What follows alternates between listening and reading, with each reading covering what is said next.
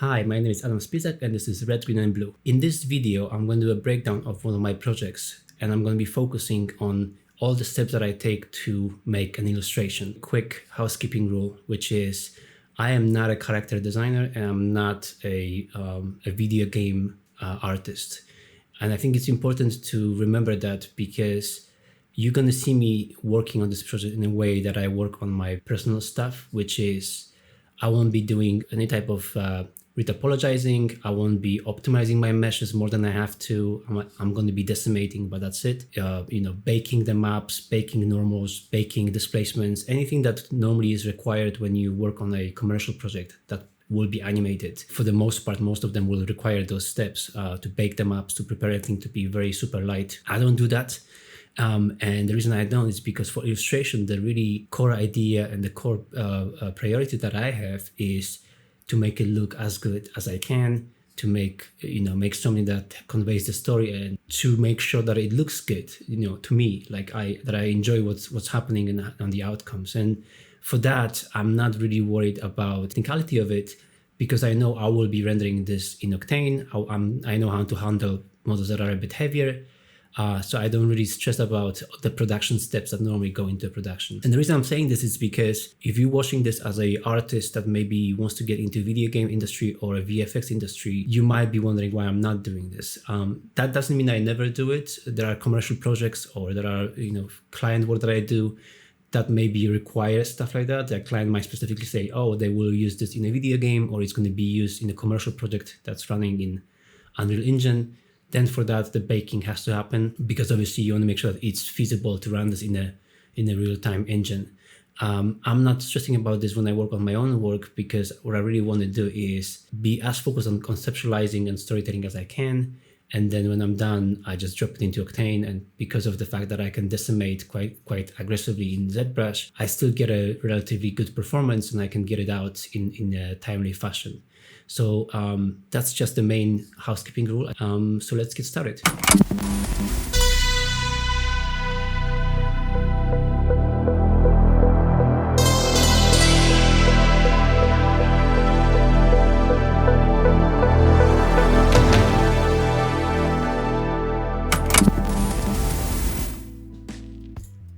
Right, okay, so we're in Zbrush here. I have to apologize, I didn't record the first 25 minutes maybe where I made the elements of the crown here, but instead of that, we were jumping straight into the main recording, which is me kind of exploring the idea for the head and trying to figure out how to shape it so that it looks interesting.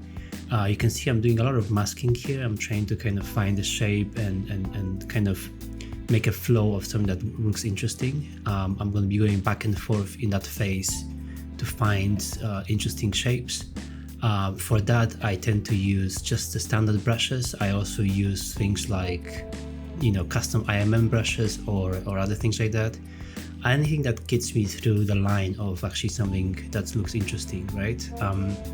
You're also going to notice that on the model itself, I didn't start from scratch. I think this is kind of a known thing for artists that are senior artists that do a lot of character designs and things like that, that you usually don't start from scratch. You start from a good base model that you have. I have a base model here like that I start from, that has great proportions, has great anatomy already in place, so I can start from detailing and things like that. You're also going to see me here switching the matte cap materials in Zbrush back and forth, and this is because I want to make sure that I get good view on how the textures feel, just because before we get to the next phase I want to make sure that it looks like the textures have a good flow. So between the masking here, you saw me dropping in a skull just to kind of get a good reference for the teeth and things like that. I was thinking about masking in some elements that it's going to have a bit of a horror vibe. And now I'm back into playing with the crown element or the horns and just using a lot of the default tools and transpose the new transform tools and deformers just to kind of get some good flow for the crown. I'm really looking at this mainly from a perspective of how is it looking and how does it feel. I'm not really worried about if the topology is super clean. And here you see me just again messing around with the base model that I have. I have some morph targets on it that can help me, for example, do a skinny version of the character. And here I'm again masking and I'm slicing. I'm using a lot of cut brushes as well, and then adding details and masking. The really goal here is to find a nice form that works for that character. Initially, this model actually started from the idea of King Nothing from the song by Metallica.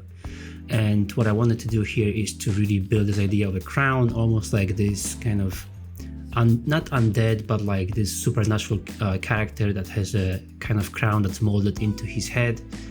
And as I kept going, I kind of felt like, oh, it's like, you know, I was playing around with the idea of King Nothing. So here you see me experimenting with different alphas, and then I'm using morph targets difference to create the extrusions. This helps me make the extrusions separate, and so they're not part of my as a displacement of the main model. That means, you know, once I get to exporting, I will be able to apply different materials to almost just these elements of tattoos and things like that. This is all for me to make sure that I can kind of get more control over the materials as well. Plus, if I want to remove them, you know, remove the elements, they're not part of the model. And here I'm experimenting with the crown again. I made some basic like pyramid shapes, and now I'm using different array mesh tools in Zbrush to kind of make a crown and play around with the idea of how the crown would feel and how it will sit. And I'm back into playing around with those alpha extrusions, and here trying to kind of give it a bit more flow. I'm also constantly grouping them and splitting groups and things like that, and optimizing and decimating at the same time, because I want to make sure that it all, you know, it's as light as possible. And now I'm kind of playing around with the idea of adding a cape of some sorts, of like some kind of cloth on him, like as a royalty.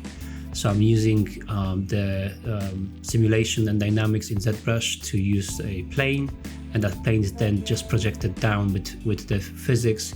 It's not a very advanced simulation tool, but I think it's amazing for like very kind of simple cloths and things like that, because you can get very good detail, and once the flow is there, and once you use things like you know, like dynamic subdivision, you can get a very smooth cloth that looks really good. So here I'm just playing around with that shape. And at the same time, I'm looking at how the hands feel, you know, how they will fit through the cloth. Will that be kind of a cape? Will it be more like a scarf hanging on the sides of it? I'm still playing around, I'm not sure yet. And then I'm back into the crown section.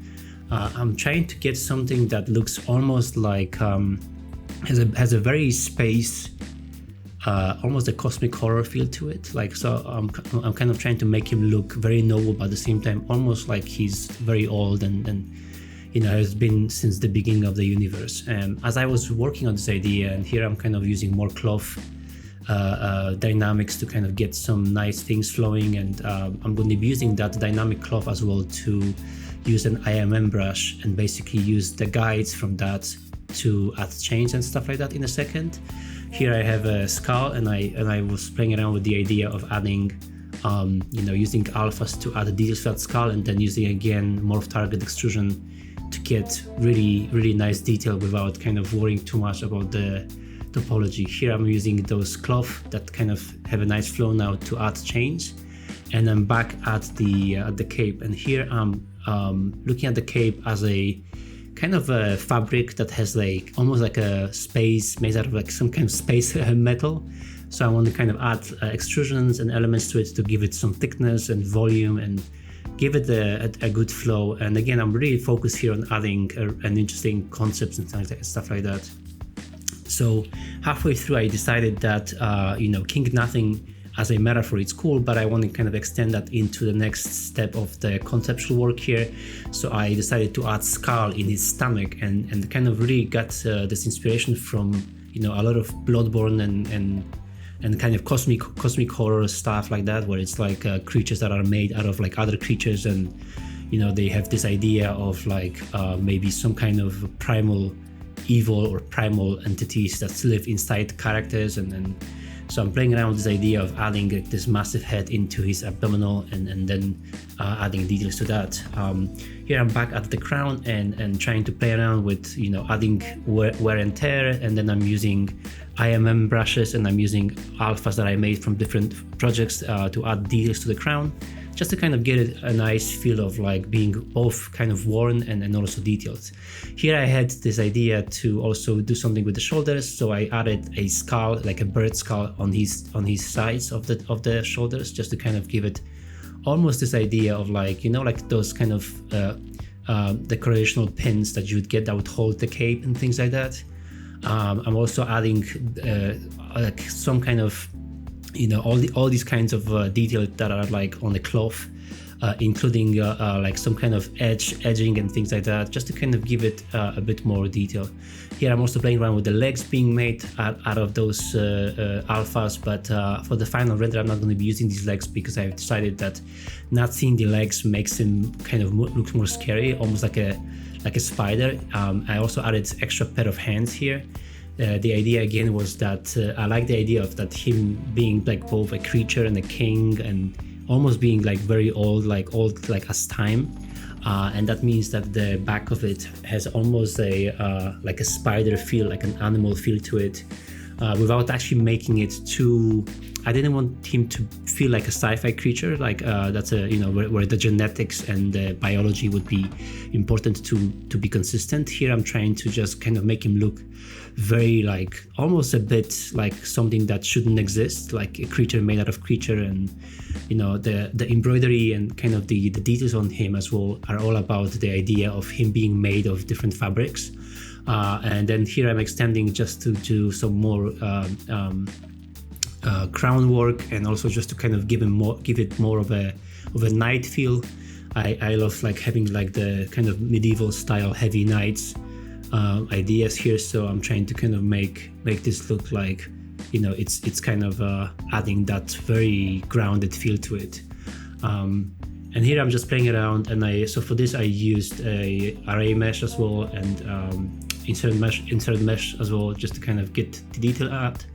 And here I'm back at adding details to the abdominal skull and other elements, just trying to kind of make sure that you know, all these elements here are very kind of flowing from one to the other. So here I'm back in cinema right now. So this is first time I'm jumping to cinema, but I decided the head didn't flow too well, so I merged the mesh to give it more consistent feel. And now I'm in cinema. Here's my preview material that I used in Ocane, and I'm really just focused on adding more details to things like the shoulders, because I felt like as a kind of like a guardian or a creature of like time, he would have a wider shoulders, like almost like something that would somewhat result in a combination of like a royal outfit plus a knight armor.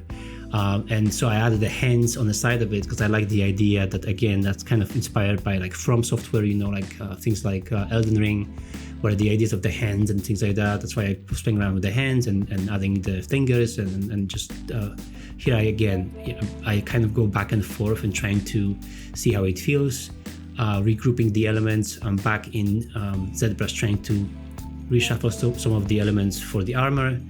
And you're going to see me jumping back and forth between the elements just to make sure that it feels good, like it has a good flow. And you know, I'm just doing a very quick posing on the head. I always focus on the head first because I like the idea of knowing where the character will be looking at.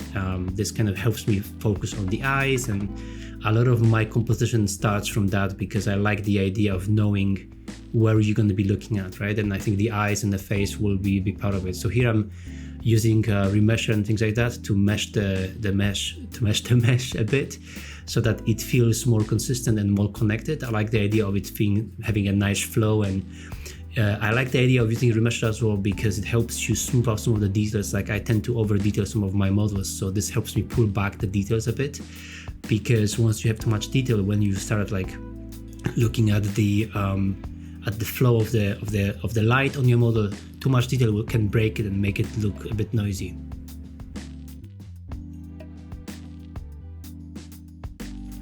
And here I tried to, I figured out that I want to have some rings. So I went back, I dropped in the hands into Zbrush again, did a retopology on it, and just kind of a very quick Zbrush measure on it, and tried to use those as an extrusion to make rings, which I think is like just a very quick cheat, you know, just trying to get a good geometry quickly around the fingers, so I don't have to worry about any other thing, and I have to do even too many extractions. I get a perfect loops. And here I'm just like doing group loops, adding details to those loops, and then using those to mask. And as I mask, I add details with alphas and other stuff that I have, like IMM brushes, just to get the rings to look like there's a variety of different rings. And I use skulls, I use animal skulls. I bridge some of the rings together, and here I'm back at the shoulders. And you can see I'm actually going to be doing the same thing with the rings here, because I feel like, wow, it's, you know, if he has rings here, he's like that ancient creature, he's going to have rings everywhere. So it's going to be interesting to see, you know, have all those fingers with rings. And also it's just fun, to be honest, like making rings. So I was like, why not? Let's just make more rings. And here I'm just really just doing very quick masking and adding geometry, and then once I have enough geometry, I use that to add details from alphas and some hand sculpted details as well. And when I'm happy with this, I'll just decimate it quite aggressively down, so that I can drop it back into Octane, and it's going to be still fairly light and it won't have much impact on performance. I'm also using Dynamesh here to merge the elements and basically smooth out some of the larger details so that they flow nicely. Here I decided to also make a book that will be kind of in his abdominal life. I was thinking there's going to be a book on a chain, like hanging, almost like one of those totems, you know, like if you imagine that he would be how he was brought to life with some kind of ancient book. So I kind of work around here on adding details, and I made an alpha out of like these kind of hell-inspired symbols. And now I'm using the same techniques that I used on the rings to just make the book details. So a lot of masking based on polygroups of that book. Very kind of basic modeling, nothing really advanced here, just adding details and trying to see what fits. You can see me going back and forth where I try to add details. I don't think it looks good, I go back. Here I'm decimating it, and I'll be adding that book soon. I also play around with this idea that, you know, I want to kind of give it a bit of a cosmic horror vibe. So tentacles and things like that are inspired by, like, you know, if you play things like Bloodborne or anything by Lovecraft, will have these kind of elements that have almost like an animal tentacles and things like that, with skulls, and these creatures that are almost like older than time are made out of like almost like sentient tentacles and things like that. So here I'm just playing around with this in Zbrush. I have like IMM brushes that I probably bought from one of the, oh, you can see on this one is XMD. I love their subscription, so I have a subscription there. So here I'm just playing around with those tentacles to give them a good flow, and I really want to make them look like tongues coming out, but also almost like in a way that would indicate that the main creature you're looking at is actually that creature inside, not the knight itself. I like the idea of like this whole thing, you know, like this idea that the character is made out of something ancient. And here I was like, you know what, this doesn't make sense to have this book on the chain. What if the tongues or the tentacles are holding the book, you know? So I put the book on one of the tentacles and I tweaked it so it fits.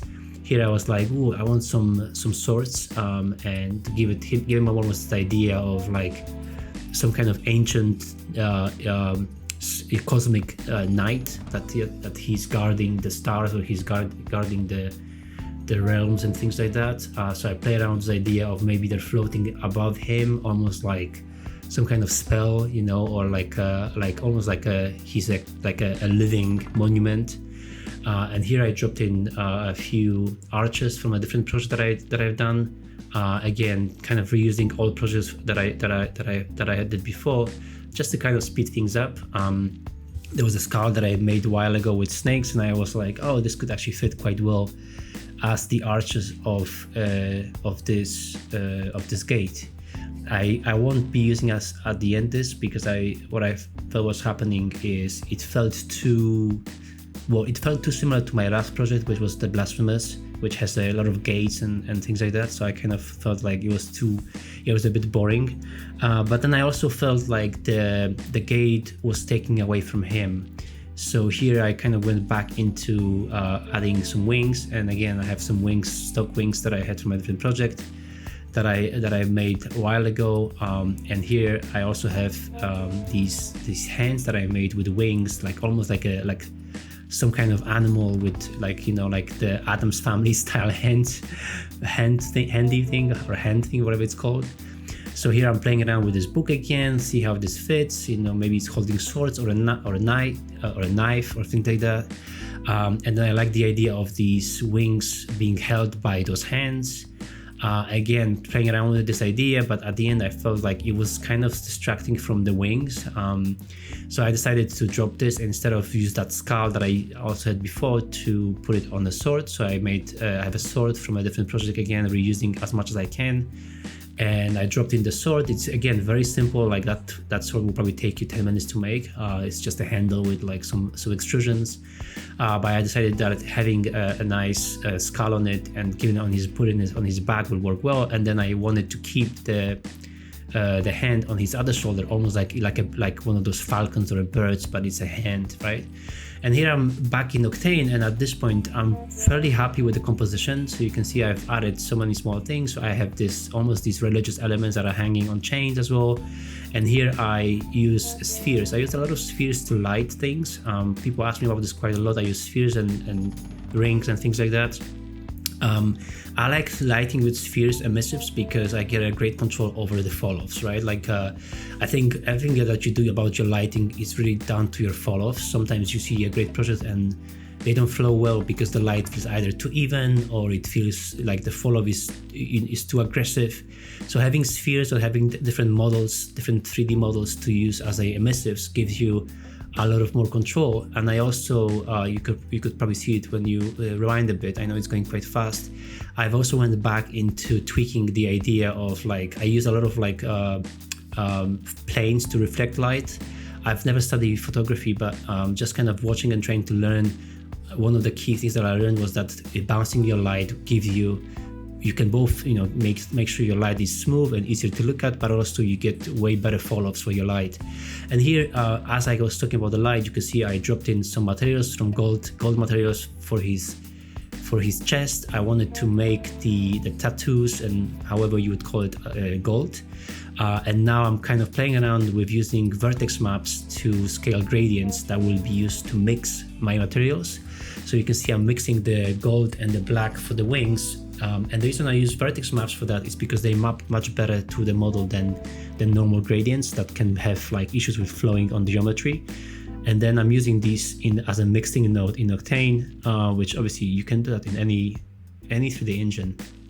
And here you can see I'm just going back to the hand. I figured that the wings have to be pulled back a bit so they go behind his shoulder. And I like the idea of the red wings here, and I'm playing around with this kind of with the lighting again. So you can see me trying a lot of light scenarios. I believe that lighting is like one of the core elements of any composition. Obviously materials are important, but I think if your light doesn't complement your model, then you can really waste hours of work by making a great model that it just doesn't click. So I spent a lot of time on lighting. I spent a lot of time on mixing my materials to make them flow well with the light. And here I decided that the chest is great. I like how it fits around his shoulders and he's just ending on the skull. I didn't want to kind of extend the tattoos to the skull and the gold. So the gold should be kind of as a core part here. Here I'm going back to the sword skull because I felt it needs a bit more details, which you won't see it on this, but I wanted to kind of make sure that it has the extra detail. I also added like an eye in his head very quickly here, with just to kind of give it a bit more context, almost like there's a creature inside. And here again I'm using spheres to light, not even light specifically because I'm using HDR as my fill light, but as my highlights I'm using spheres, and I use also light linking here to make sure that, for example, the yellow light affects mostly the gold. This basically helps the gold to pop and not look too dull. Like obviously this would be super realistic that gold would be muted down, but I really want to make sure that that gold really clicks well. Here I'm also putting the chains and other things slightly behind. They was in the front of the hand before, but I felt like they were kind of getting in the way of the hands, and they were a bit too distracting. And here I'm also light linking the eyes to get the eyes to have a very nice reflection of direction as well. I want to make sure that I can control almost the direction he's looking at by the reflection in his eyes. You can see I also added a symbol on top of his head. That symbol also has a tiny sphere to give it a bit more glow and reflection. And here I'm getting close to finalizing it slowly. I think a lot of it, what I'm doing now is really finding which sphere is lighting what. So I'm doing a set of spheres that light gold. I have a set of sphere that lights all the kind of metallic gray materials. And here I'm again tweaking a lot of tweaking, and I decided that he would look more interesting if he almost looks up, like he would look at the stars or maybe the creation and stuff like that. So I like the idea of having this kind of almost like a godlike character. So I didn't want him to look down, because I felt like if he's going to look down, he's going to look too aggressive, and I didn't want him to look aggressive or intimidating. I wanted him to look I didn't want him to look intimidating in a sense that he's aggressive. I wanted him to look intimidating in a sense that he's like this god being that looks at the stars. He has this kind of larger than life persona. And here I'm playing around with the wings. I had those wings before, but I didn't like the flow. They were too detailed. They had too much in terms of the texture. So I dropped them into Dynamesh and made them soft again, kind of smooth them out a bit. And now I'm playing with the materials. I liked the red wings before, but they felt too metallic. So now I'm pulling them back and making them feel almost ceramic, like something out of ceramic or a very soft paint that has enough reflection, but it's not too metallic. And then I said to myself, well, if he's like this space creature and he's made out of suddenly I had this idea to call him the son of the stars, and I was like, whoa, he could have a solar system in his stomach that would be the forehead of the skull, which is the mind's eye of that character would be the solar system. So he's essentially literally made out of stars, and so the son of the stars, kind of the idea. And then that's why I figured that I'm going to call him the apostle of the stars, because he has all these elements that he's made out of different fabrics that make the universe. And here I'm just kind of looking at and thinking about the colors. So here I'm almost close to finalizing it. I add some extra lights on the head to kind of give it a bit more pop in terms of the flow of the head, because it was missing something. And then I decided to try a red background, and it really clicked for me. It suddenly felt like it had a good connection with the wings. It had a good connection with the flowing light around him that's also warm. And I wanted to use warm light because he's kind of bluish. So I wanted to kind of give him a nice flow of different, outside of the red light will give you enough detail for the curvature. So I'm preparing my renders here. I'm doing some EXR settings and things like that. I'm also checking how the glows are working. So yeah, so this is the final image. Let's take a second and have a look.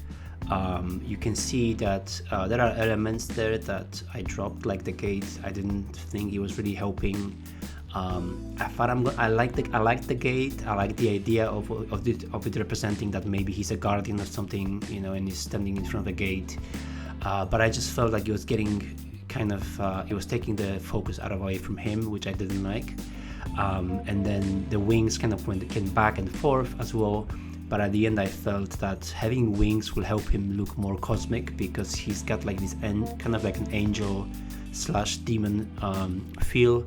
But having wings at the same time being kind of to make, having 4 hands and having this creature that has tentacles will give him almost this like biblical, but almost like an Old Testament creature feel, where it's like most of the angels are not very humanoid. They kind of have almost like an animal feel to it.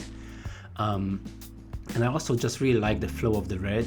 Something about that red with the background just made it really pop for me. And once I saw that, I was like, okay, the red one actually frames him nicely, because there's so much the blue and the gold detail in him, that the red kind of complements both of those colors.